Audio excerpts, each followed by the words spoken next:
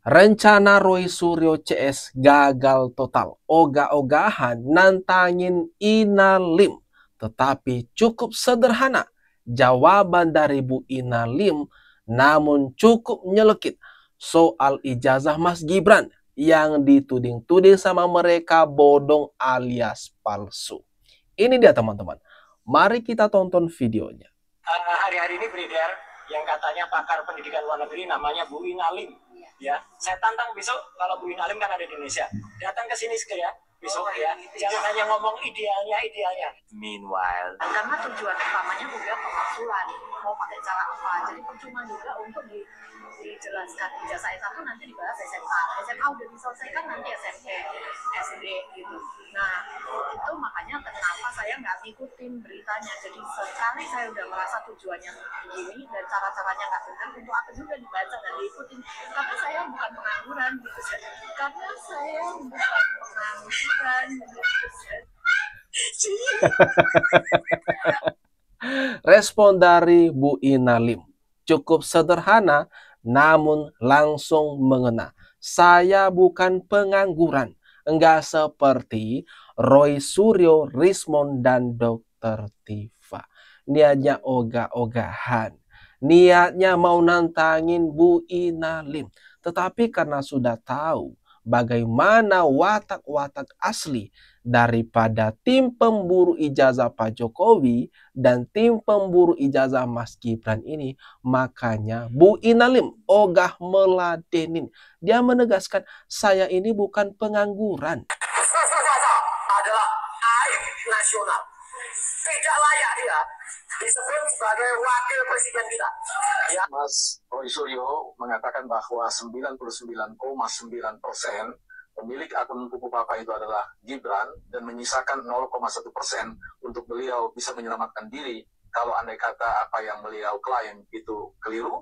Maka sebenarnya pemilik ya Kupu Papa. Ya, kalau Mas Roy Suryo tadi saya katakan mengakui 99,9% adalah milik milik Mas Gibran, maka saya hari ini menegaskan bahwa 100% Kupu Papa adalah milik Roy Suryo ya asli. Waduh, ini gimana nih teman-teman?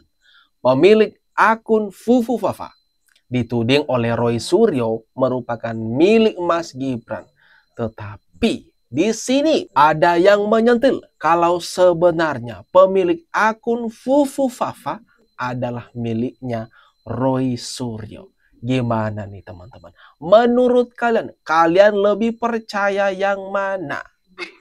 Dengan cara meminta agar Prabowo bersama rakyat mengadili Jokowi dan memakzulkan Gibran, karena orang-orang inilah yang membuat negara ini rusak.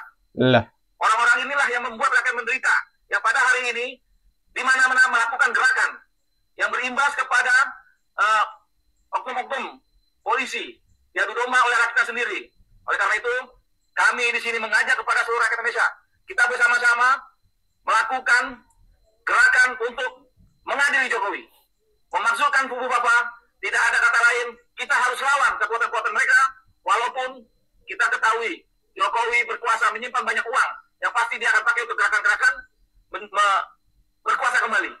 Walaupun kita di sini tidak punya kekuatan itu, tapi kami punya militansi yang akan melawan Jokowi sampai ke pengadilan dan memakzulkan Gibran sampai jatuh sejatuh-jatuhnya. Waduh, ini gimana lagi nih teman-teman? Sekelompok orang, Refli Harun dan Mat Bewok Orasi, mengajak rakyat Indonesia bersatu melawan Jokowi dan memakzulkan Gibran. Berteriak-teriak, menarik simpati publik masyarakat luas agar mendukung gerakan-gerakan mereka. Tetapi sayangnya, masyarakat sudah cerdas sekarang, tidak mau diadu domba oleh mereka-mereka yang suka bikin gaduh. Saat ini buku Jokowi's White Paper ini sudah menasional, bahkan menginternasional, karena sudah diterima oleh para diaspora di beberapa negara. Amerika sudah pegang, yang Kanada sudah pegang, yang Australia, yang Amerika, yang London, Inggris sudah pegang. Jadi kan tidak lucu ya kalau Komisi 1 yang membawa bidang pendidikan malah tidak tahu. Dan kami juga sudah bekerja sama kurang lebih nanti 100 kota di mana ada para akademisi yang kami ajak untuk diskusi panel, membedah, dan kami juga sangat butuh masukan dari para akademisi-akademisi di seluruh Indonesia untuk mereka juga membantu mensosialisasikan penelitian kami, termasuk juga kami juga butuh masukan juga dari para akademisi-akademisi yang lain. Hebat sekali ya. Kalau benar klaim daripada Dr. Tifa yang mengatakan buku Jokowi's White Paper sudah nasional bahkan sudah internasional. Buku hasil penelitian trio RRT yang membahas khusus mengenai Pak Jokowi. Terlalu percaya diri orang-orang ini, teman-teman, mengenai buku ini. Saya lebih baik dari Gibran. Boleh diadu saya sama Gibran. Artinya kerakusan politik kerakusan seperti apa Anda tidak bisa menjelaskan. Kerakusan politiknya sudah terlihat dari sejak Gibran menjadi calon wakil presiden. Bagaimana Anda mengatakan Itu adalah kerakusan proses politik yang nyata dan jelas dan proses politik diakui yang oleh nyata dalam seluruh bentuk partai kerakusan. politik pendukung. Bangsa ini melihat Gibran tidak punya kapasitas Kapasitas menjadi wakil dan presiden. kapasitas mana? Apakah Anda lebih baik pada Gibran? Saya sudah menyatakan saya lebih baik Apakah Anda daripada lebih Jokowi baik dan lebih pada baik dari Gibran? Gibran. Pertanyaan saya begitu. Apakah Anda lebih baik pada Gibran? Saya lebih baik dari Gibran. Boleh diadu saya sama Gibran. Artinya Dari semua Anda sisi start, ilmuwan saya lebih baik dari Gibran. lebih baik. Itu adalah perkataan Anda sendiri. Tapi masyarakat menilai. Waduh, sombong sekali, teman-teman. Ferdinand ini sombong sekali yang menganggap dirinya lebih hebat dari Mas Gibran. Lalu apa? Apa yang sudah dilakukan oleh sosok Ferdinand ini terhadap bangsa dan negara Indonesia, teman-teman? Saya lebih bagus daripada Jokowi dan Gibran. Boleh diadu. Waduh, waduh, waduh. Benar-benar sombong sekali. Sangat sombong sekali Ferdinand ini. 58% pendukung Hanya Pak yang Prabowo relawan dan yang Mas menilai Gibran. Gibran itu bisa. Dan Mas Gibran ditugaskan untuk mengatasi Mengatasi Papua. skincare.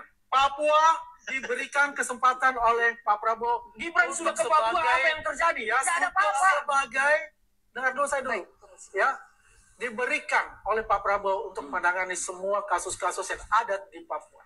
Beliau juga ditugaskan sebagai pengganti Pak Presiden ya, untuk tugas-tugas beliau waktu di PNJ ya 50 tahun ulang tahun PNJ. Anda salah besar. Anda hanya melihat in front of the door. Tapi Wah. Anda tidak lihat dari backdoornya seperti apa hubungan beliau dengan Pak Prabowo. Itu kan Aduh, terlalu meremehkan. Akibat terlalu meremehkan Mas Gibran.